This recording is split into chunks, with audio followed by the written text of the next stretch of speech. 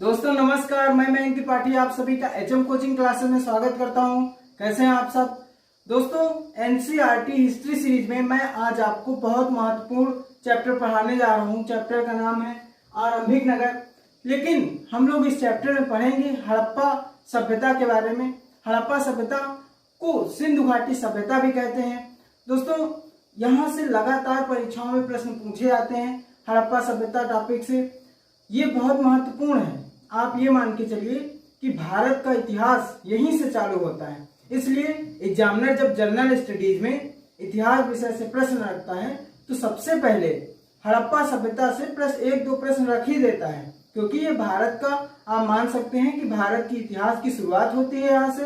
हड़प्पा सभ्यता सबसे प्राचीन सभ्यता आप मान सकते हैं, भारत की सबसे प्राचीन सभ्यता मान सकते हैं। प्रतियोगी परीक्षाओं के लिए आप जैसे वन डे एग्जाम की तैयारी कर रहे हैं तो चाहे रेलवे हो, एसएससी हो, यूपी ट्रिपल एससी का कोई भी एग्जाम हो, अदर स्टेट के जो आयोग हैं उनके भी कोई भी एग्जाम हो जिसमें जनरल स्टडीज का पेपर आता है, प्रश्न पूछे जाते हैं, तो हड़प्पा सभ्यता से एक दो प्रश्न पूछना एग्जामिनर बोलता नहीं है। इसलिए आप जान लीजिए बेहद महत्वपूर्ण है। अगर आप स्टेट पीसीएस या यूपीएससी की तैयारी सोच रहे हैं या कर रहे हैं फिर भी आपके लिए महत्वपूर्ण है, क्योंकि आपका यहाँ से बेस बनेगा, आपको कई सारी नई चीजें पता चलने वाली हैं। दोस्तों मैंने मैप लिया है, देखिए भारत का मैप है और मैप में मैं आपको बहुत सारी चीजें समझाऊंगा। उसके पहले आपकी एनसीईआरटी बुक में कुछ भूमिका दी गई है, कुछ बातें बताई गई हैं हड़प्पा सभ्यता के बारे में। तो मैं आपको बता दूं कि आज से लगभग 150 वर्ष पूर्व पंजाब में रेल लाइन बिछ रही थी। ठीक, पहले इंडिया यहाँ पे भारत का पंजाब कहाँ है, यहाँ पे भारत और पाकिस्तान का पंजाब एक ही था। क्यों? क्योंकि उस समय इंडिया पाकिस्तान एक ही था, विभाजन नहीं हुआ था। तो रेल लाइन बिछ रही थी वहां पे। तो इंजीनियरों को एक खंडहर मिला, बहुत बड़ा खंडहर, जिसमें वहां पे ईंटें लगी हुई थी, पक्की मजबूत ईंटें। तो उन लोगों ने क्या किया, उन लोगों ने सोचा कि अरे वाह, यहाँ तो बहुत सारी ईंटें हैं, इसका हम यूज कर सकते हैं। पटरियों के नीचे जो गिट्टियां रखी जाती हैं वहां पे उन लोगों ने ईंटें लगाई। ठीक है, लेकिन वो ये बात नहीं समझ पाए कि ये कोई सभ्यता हो सकती है। पहुंचे थे यहाँ पे हड़प्पा सभ्यता में ही, लेकिन वो ये चीज नहीं समझ पाए, उनको आभास नहीं हुआ कि यहाँ पे कोई बहुत बड़ी विशाल सभ्यता हो सकती है। ठीक, वो लोग नहीं समझे। लेकिन आज से लगभग 80 वर्ष पूर्व क्या हुआ कि एक भारत के जो पुरातत्व विभाग के अध्यक्ष थे उस समय, मैं आपको 1921 की बात बता रहा हूँ। 1921 में भारतीय पुरातत्व विभाग के अध्यक्ष थे जॉन मार्शल। कौन था? John Marshall. इन्होंने एक टीम बनाई। टीम में दयाराम साहनी को, किसको? दयाराम साहनी। 1921 की बात कर रहा हूं। 1921 में जॉन मार्शल ने एक टीम बनाई। जॉन मार्शल कौन थे? पुरातत्व विभाग के अध्यक्ष थे। जो टीम के मुख्य सदस्य थे उनका नाम था दयाराम साहनी। इनको भेजा गया कि आप जाइए वहां पे देख के आइए कि आखिर ऐसा क्या है वहां पे जो खंडहर मिला। तो ये गए और उन्होंने खोज की। जब वहां पे खुदाई की, दयाराम साहनी के नेतृत्व में जब खुदाई हुई तो वहां पे पता चला कि यहाँ पे तो एक बहुत ही पुरानी, आज से लगभग 4700 वर्ष पूर्व, एनसीईआरटी बुक के अनुसार आज से लगभग 4700 वर्ष पूर्व एक बहुत पुरानी सभ्यता है, जहाँ पे एक नगरीय, आप कह सकते हैं नगरीय विकास होता था। तब वो लोग नगरीय तरीके से रहते थे। ठीक, तो आप मान सकते हैं, मैंने आपको इसके पहले क्लास में बताया कि नगर का आरंभिक विकास आज से 4700 वर्ष पूर्व हुआ। तो वही 4700 वर्ष पूर्व यहाँ पे सिंधु नदी और सिंधु नदी के आसपास का एरिया, यहाँ पे नगर के आरंभिक साक्ष्य मिले हैं। तो उसकी खोज किसने की? दयाराम साहनी ने की। कहाँ पे? हड़प्पा पे। आपसे प्रश्न पूछा जा सकता है, ये जो मैंने एच लिख रखा है ये है हड़प्पा। हड़प्पा सभ्यता की खोज किसने की? दयाराम साहनी ने। बहुत बार प्रश्न आता है, बार बार परीक्षाओं में पूछा गया है कि हड़प्पा सभ्यता की खोज किसने की? आप कहेंगे दयाराम साहनी। आपसे ये पूछा जा सकता है कि 1921 में भारतीय पुरातत्व विभाग के अध्यक्ष कौन थे? तो आप क्या कहेंगे? John Marshall. ये भी पूछा जा सकता है हड़प्पा सभ्यता की खोज कब हुई? तब आप कहेंगे 1922।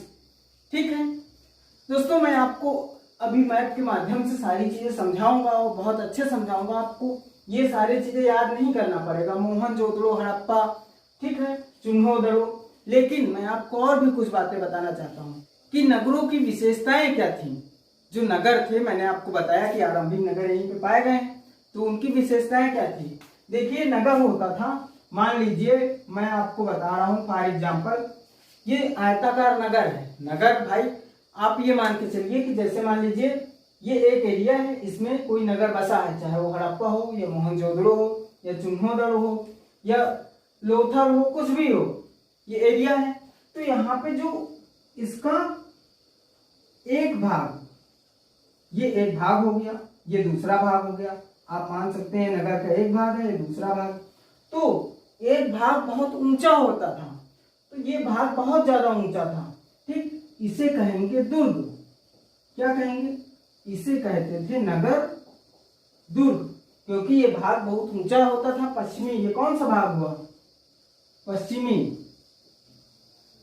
ये पश्चिमी भाग, कोई भी नगर हो, हड़प्पा सभ्यता में जितने भी नगर मिले, कई सारे, कम से कम 1000 नगर मिल चुके हैं, ठीक। 1000 जगह से साक्ष्य मिले, कई सारे नगर मिले हैं। लेकिन कोई भी नगर हो, उसका जो पश्चिमी भाग है वो बहुत ऊंचा होता था, और ऊंचा होने के कारण उसे कहा जाता था नगर दुर्ग, ठीक। और इसे कहते थे नगर निचला। ये छोटा होता था, ये बड़ा होता था, यानी कि क्षेत्रफल में ये बड़ा होता था। कौन? किसी भी नगर का जो पूर्वी एरिया था, पूर्वी क्षेत्र देख रहे हैं, ये बड़ा होता था। आपको मैं ऐसे समझाता हूं कि कोई एरिया है, छोटा है लेकिन ऊंचा है, उसे कहेंगे दुर्ग। बाकी समतल एरिया है, यानी कि उससे कम, उससे ऊंचाई में कम, क्षेत्रफल में ज्यादा, ठीक, उसे कहेंगे नगर निचला, ठीक है, वो पूर्वी एरिया होगा। यहाँ पे कुछ विशेष लोग रहते थे। कहाँ पे? दुर्ग में, क्योंकि एरिया ऊंचा था। आप मान सकते हैं जो शासक थे वो रहते थे। शासक के जो खास लोग थे, यानी कि शासक के जो नगर के शासक होंगे, उसके जो खास लोग होंगे, शासक के मित्र होंगे, शासक के घर में पूजा करने वाला होगा, इस टाइप के लोग यहाँ पे रहते थे, ठीक है। और यहाँ पे आप मान सकते हैं जो नगर की आम जनता थी वो रहती थी। आशा है आप ये चीजें समझ रहे हैं। अब मैं आपको बताऊंगा कि एक जगह है मोहनजोदड़ो। ये सिंधु नदी देख रहे हैं, अभी मैं आपको मैं समझाऊंगा, पर आपको बता दूं, ये सिंधु नदी देख रहे हैं, यहाँ से निकली है मानसरोवर झील के आसपास से, और ये अरब सागर में आके गिरती है। तो यहाँ पे एक सिंध प्रांत, ठीक, सिंध प्रांत है, पाकिस्तान का ये सिंध प्रांत है। देखिए ये भारत हो गया, ये सिंधु नदी कहाँ पे है? पाकिस्तान में बह रही है।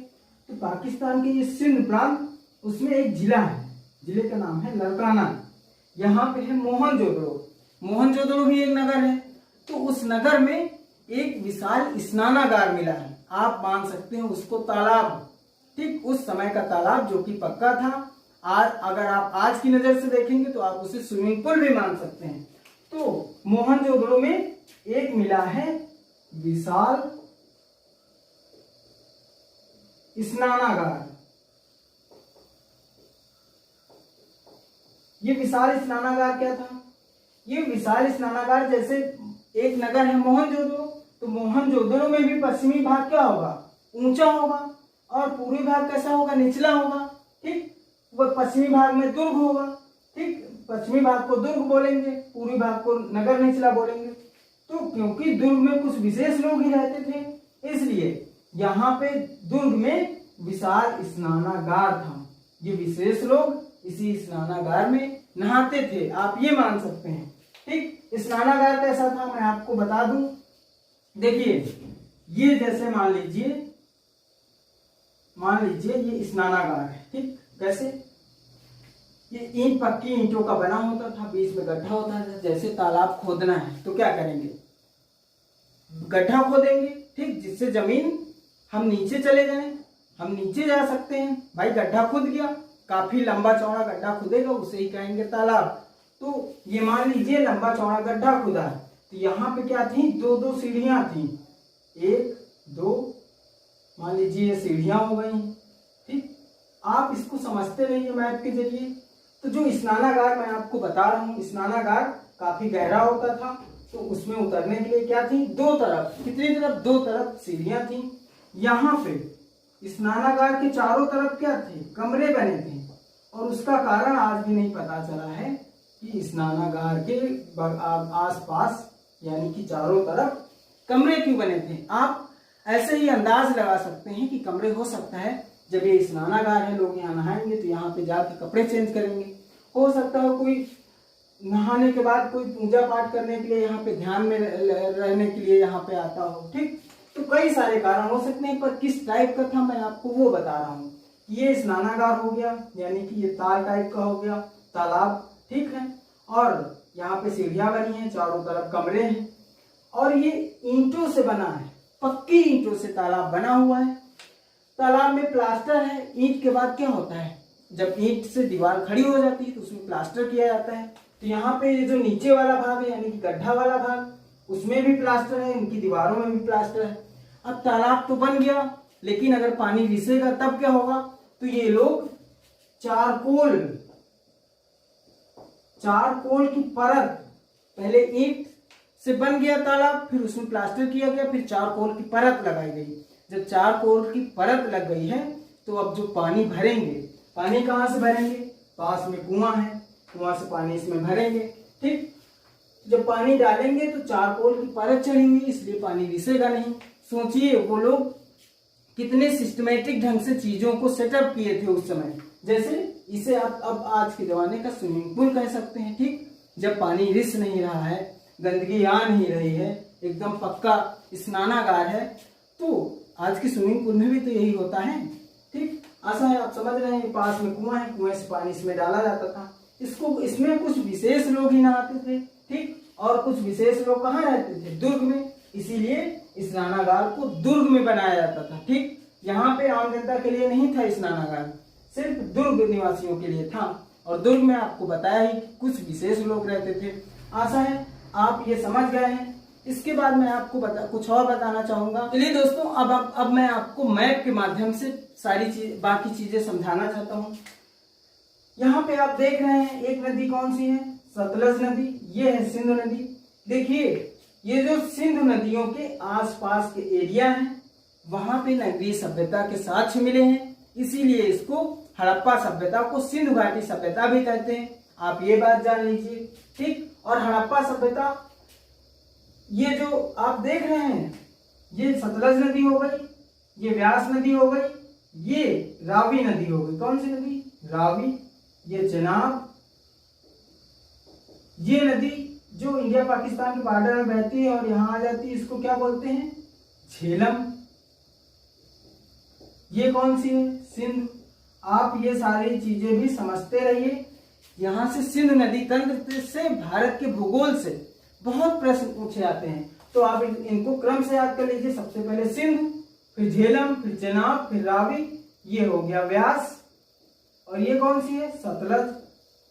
तो आप इसको एकदम अच्छे से तैयार करके रखिए, मैंने आपको पहले भी समझाया। तो एक ये जो रावी नदी है हिमाचल प्रदेश से निकलती है, ये तीनों नदियां व्यास, चेनाब और रावी, ये तीनों नदियां हिमाचल प्रदेश से निकलते हैं। सिंधु और सतलज मानसरोवर झील के आसपास से, तिब्बत के मानसरोवर झील के आसपास से, और झेलम एकमात्र नदी है जो जम्मू से निकलती है। तो आपको मेन बात समझाते हैं, ये जो रावी नदी हिमाचल प्रदेश से निकल रही है, और आप देख रहे हैं कि ये जाके यहाँ पे मिल रही है, किसमें, झेलम और चेनाब दोनों मिल के आए हैं, और यहाँ पे रावी नदी इनमें मिल गई। तो ये भारत का क्या है, कौन सा राज्य, पंजाब यहाँ पे, और ये पाकिस्तान का भी पंजाब। पहले इंडिया पाकिस्तान का पंजाब एक ही था, यानी कि जब भारत एक था, ये और ये इतना बड़ा पंजाब हुआ करता था। लेकिन बाद में जब भारत बट गया दो भागों में, तो पंजाब सिर्फ इतना ही बचा। लेकिन पाकिस्तान ने भी पंजाब का नाम पंजाब ही रखा, बदला नहीं उसको। तो ये जो पाकिस्तान का पंजाब है ना, यहाँ पे आप देखेंगे रावी नदी के तट पर ये हड़प्पा सभ्यता के साक्ष्य यहाँ पे पाए गए हैं। तो यहाँ पे क्या है, हड़प्पा। ये जो हड़प्पा मैंने आपको बताया है, ये हड़प्पा यहाँ है, किस नदी के तट पर है, रावी। बहुत बार प्रश्न पूछा जाता है और बार बार आगे भी पूछा जाएगा कि हड़प्पा सभ्यता किस नदी के किनारे अवस्थित है, तब आप कहेंगे रावी, ठीक। या ऐसे भी पूछ सकता है हड़प्पा किस नदी के किनारे, आप कहेंगे रावी। यहाँ से और भी प्रश्न हड़प्पा से आएगा कि हड़प्पा सभ्यता की खोज कब हुई, आप कहेंगे 1921। हड़प्पा सभ्यता की खोज किसने की, आप कहेंगे दयाराम साहनी। ठीक, ऐसे ही हम लोग अब इसके आगे बढ़ेंगे। यहाँ पे आप देखेंगे ये एम लिखा है मैंने, एम क्या है, मोहनजोदड़ो। एम को क्या बोलेंगे, मोहनजोदड़ो। एक मिनट, ये एम का मतलब क्या हुआ, मोहनजोदड़ो। क्या हुआ, मोहनजोदड़ो। ठीक है, मोहनजोदड़ो कहाँ है, पंजाब के सिंध प्रांत में, लड़काना जिले में। और हड़प्पा कहाँ है, पंजाब के, माफ करिए मैं पंजाब बोल गया लगता है। मोहनजोदड़ो पाकिस्तान के सिंध प्रांत के लड़काने जिले में है और हड़प्पा पाकिस्तान के पंजाब प्रांत के मोंटगोमरी जिले में। आप ये भी याद रखिए कि हड़प्पा मोंटगोमरी जिले में है पाकिस्तान के। ठीक, और लड़काना भी जिला है जो कि पाकिस्तान के सिंध प्रांत का जिला है। ठीक, आशा है आप समझ गए हैं। तो ये जो मोहनजोदड़ो है, बहुत बार एक प्रश्न आया है कि मृतकों का टीला, मृतकों का टीला किसे कहते हैं, मृतकों का टीला किसे कहते हैं, आप कहेंगे मोहनजोदड़ो।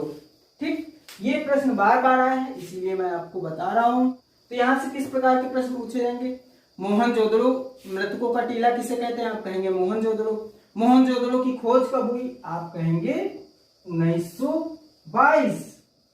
मोहनजोदड़ो की खोज किसने की, आप कहेंगे राखल दास बनर्जी। ठीक, आशा है आप मोहनजोदड़ो समझ पा रहे हैं। तो यहां से इसी प्रकार के प्रश्न आते हैं। मोहनजोदड़ो कहाँ है, पंजाब के सिंध प्रांत के लड़काना जिले में। मृतकों का टीला किसे कहते हैं, मोहनजोदड़ो को। मोहनजोदड़ो की खोज कब हुई, 1922 में। किसने की, राखल दास बनर्जी ने। दोस्तों, मैंने आपको हड़प्पा और मोहनजोदड़ो की खोजकर्ता कब हुई, कैसे हुई, सब कुछ बता दिया है। लेकिन केवल इन्हीं दो से ज्यादातर प्रश्न पूछे जाते हैं कि खोज किसने की और कब हुई। बाकी जितने भी हैं यहाँ पे ये महत्वपूर्ण नहीं है कब हुई, कैसे हुई। ठीक, और मैं आपको चीजें बता रहा हूं। ये आपका मैंने आपको बता दिया, हड़प्पा मोहनजोदड़ो बता दिया। अब बचा है चिन्होदड़ो। यहाँ पे आप देख रहे हैं मोहनजोदड़ो है, यहाँ पे चिन्होदड़ो। देखिए ये भी सिंध प्रांत में। आपको मैं एक बात और बताऊं कि जिसके लास्ट में दड़ो आएगा, एक है मोहनजोदड़ो, एक है चिन्होदड़ो, ये दोनों पाकिस्तान में है। ठीक, और किस नदी के किनारे हैं, सिंधु नदी के किनारे। आपको मैं एक बात बता दूं, यदि कोई स्थल ठीक किसी नदी के किनारे है तो वो नदी अपने आप में महत्वपूर्ण हो जाती है। जैसे हड़प्पा किस नदी के किनारे है, रावी नदी के किनारे। मोहनजोदड़ो किस नदी के किनारे है, सिंधु नदी के किनारे। ठीक, और चिन्होदड़ो किस नदी के किनारे है, सिंधु नदी के किनारे। ये सिंधु नदी ही तो है। तो चिन्होदड़ो से बस यही प्रश्न आ सकता है कि ये किस नदी के किनारे है। आशा है आप समझ पा रहे हैं। आपको कंफ्यूजन करने के लिए हड़प्पा वाले में आपको बहुत कंफ्यूजन होता है कि हड़प्पा किस नदी के किनारे है, आप कहेंगे रावी। आप जब सिंधु घाटी सभ्यता पढ़ते हैं तो आपको डाउट हो जाता है कि हड़प्पा सिंधु नदी किनारे हो सकता है, लेकिन ऐसा है नहीं। आपको मैं ये सब हो गया। अब इधर आते हैं भारत के पास। आपको यहाँ पे बताते हैं कि ये जो राखी गढ़ी है, यहाँ से प्रश्न आता है राखी गढ़ी कहाँ अवस्थित। ठीक, तो आप बताएंगे कि राखी गढ़ी हरियाणा में है। कहाँ पे है, हरियाणा। एचआर में लिखे देता हूँ। ठीक है, ये आलमगीरपुर मैंने स्पेशल रूप से लिखा है। ये आपके एनसीईआरटी में नहीं है, लेकिन मैंने फिर भी इसको शामिल किया। यदि आप उत्तर प्रदेश के एग्जाम दे रहे हैं तो आपके लिए आलमगीरपुर महत्वपूर्ण है। आपसे जब यूपी स्पेशल पूछा जाता है तो आपको लगता है कि ये कहाँ से प्रश्न रख दिया गया, लेकिन मैं आपको बताना चाहूंगा कि यहाँ से इस प्रकार से प्रश्न आ सकता है कि हड़प्पा सभ्यता से संबंधित अवशेष मिले हैं उत्तर प्रदेश के किस जिले में मिले हैं। तो ये आलमगीरपुर कहाँ है, मेरठ में। कहाँ पे है, मेरठ के आलमगीरपुर में हड़प्पा सभ्यता के अवशेष मिले हैं। ठीक, आप समझ गए आलमगीरपुर कहाँ है, मेरठ में, उत्तर प्रदेश में। ठीक, राखी गढ़ी कहाँ है, हरियाणा में। अब हम लोग बात करेंगे कालीगंगा की। कालीबंगा, कालीबंगा कहाँ है, राजस्थान। यहाँ पे क्या है, राजस्थान। तो राजस्थान के कालीबंगा में हड़प्पा सभ्यता के अवशेष मिले हैं। आपको मैं एक बात और बता दूं कि कालीबंगा घग्गर नदी के किनारे है। मैंने आपको बता ही दिया कि यदि कोई स्थल किसी नदी के तट पर है या किनारे है तो वो नदी अपने आप में महत्वपूर्ण हो जाती है। आपसे पूछेगा कालीबंगा किस नदी के तट पर है, आप कहेंगे घग्गर नदी। कालीबंगा किस राज्य में है, आप कहेंगे राजस्थान। ऐसे ही ये तीनों 1 2 3 देख रहे हैं, ये आपके गुजरात में है। ये जो धौलीवीरा है ये है कच्छ जिले में। कहाँ पे है, कच्छ जिले में। धौलीवीरा कच्छ जिले में, गुजरात के कच्छ में। सुरकुतदा, इसको क्या पढ़ेंगे, सुरकोतदा। सुरकोतदा कहाँ है, आप कहेंगे गुजरात में। यहां से एक महत्वपूर्ण फैक्ट ये कि घोड़े के अवशेष कहां से मिले हैं, घोड़े की हड्डियां मिली हैं कहां पे, गुजरात के सुरकोतदा से। ठीक, ये बहुत महत्वपूर्ण है, आप इसको लिख लीजिए, परीक्षाओं में पूछा गया है। लोथल, लोथल पूछा जाता है, लोथल कहाँ अवस्थित, आप कहेंगे गुजरात में। ठीक, पूछा जाता है लोथल किस नदी के तट पर है, आप कहेंगे भोगवा। ये मैप आप ऐसे ही खुद बना लीजिए जिससे आपको याद नहीं करना पड़े। आपको जब आपको भी याद ही हो गया है, आपको जब कभी रिवाइज करना हो तो आप देखेंगे बस तुरंत याद हो जाएगा। ठीक है, तो ये सब हो गया है, लोथल, सुरकोतदा, धौलीवीरा। दोस्तों आशा है आप मैप बहुत अच्छे समझ पाए होंगे। आपको कोई डाउट हो तो आप कमेंट में पूछ सकते हैं या मेरे टेलीग्राम चैनल पे पूछ सकते हैं। दोस्तों आप पूछिए, मैं उसका जवाब जरूर दूंगा। मैं आप सबके कमेंट एक एक करके पढ़ता हूँ, जितने भी लोग कमेंट करते हैं मेरे लिए बहुत है। मैं आप सबके कमेंट पढ़ता हूँ। आप ऐसे ही अपना सहयोग बनाए रखें। मैं लगातार आपके लिए एनसीईआरटी सीरीज लाता रहूँगा, हिंदी सीरीज भी लाता रहूँगा। ठीक है, अब हम लोग इसके आगे देखेंगे। अब यहाँ पे कुछ बचा नहीं है, इसके आगे देखेंगे कि जो हड़प्पा कालीन लोग थे वहाँ के भवन कैसे होते थे, वहाँ के नाले कैसे होते थे, वहाँ की सड़कें कैसी होती थी। तो मैं आपको बता दूं कि वहाँ पे जैसे मान लीजिए घर है कोई, ये मान लीजिए घर, तो ये सड़क है। यहाँ पे क्या है, सड़क एकदम बढ़िया सीधी लंबी चौड़ी सड़क है, और घर और सड़क के बीच में क्या है, नाला। ठीक, घर कैसा होता था, घर में एक क्या होता था, स्नान घर। सबके घर में एक स्नान घर होता था। ठीक, यहाँ की एनसीईआरटी बता रही, हम कहीं अलग से नहीं लेके आए। ये घर हो गया, घर में एक क्या हो गया, स्नान घर हो गया। स्नान घर का जो आप कह सकते हैं, मैंने ये मान लीजिए गलत ही बना दिया, ये यहाँ पे मान लीजिए स्नान घर है। ठीक, तो स्नान घर से ये जो नाला है, ये नाला है बड़ा। ठीक, ये है नाली, घर की नाली है जो नाले से कनेक्ट है। यानी कि घर का जितना भी पानी होगा कहाँ पे जाएगा, नाले पे। सोचिए उस लोग कितना सिस्टमैटिक ढंग से चलते थे कि घर की जो नाली है वो सीधे नाले से कनेक्ट। ठीक, सड़क है और सड़क किनारे क्या है, नाली है। ठीक, नाले ही है, बड़े बड़े नाले हैं। और ये नाले कैसे होते थे, एक साइड पे थोड़ा ढालदार होते थे। जैसे ये है, ये ऐसे इतना ढाल मान लीजिए थोड़ा सा, जिससे अगर पानी चले तो एक दिशा में चलता ही जाए। ठीक, समझ रहे हैं आप किस प्रकार के नाले होते थे। तो हर घर से ये नाले कनेक्ट होते थे, और नालों का पानी, ये जो नाले हैं आगे चल के एक बड़े नाले में मिल जाते थे। और एक बात बता दें जो आपके एनसीईआरटी में दे रखा है कि ये नाले पूर्णतः कवर होते थे। कवर मतलब अभी जैसे कुछ जगह पे होता है, हम देखते हैं अपनी आंखों से कि बड़े बड़े नाले खुले पड़े हैं। ठीक, शहर के अंदर, तो वहां पे कोई गाय गिर गई, कोई जानवर गिर गया, कुत्ता गिर गया, इंसान गिर गया, नशे में है और गिर गया, तो ये हमारे लिए हानिकारक है।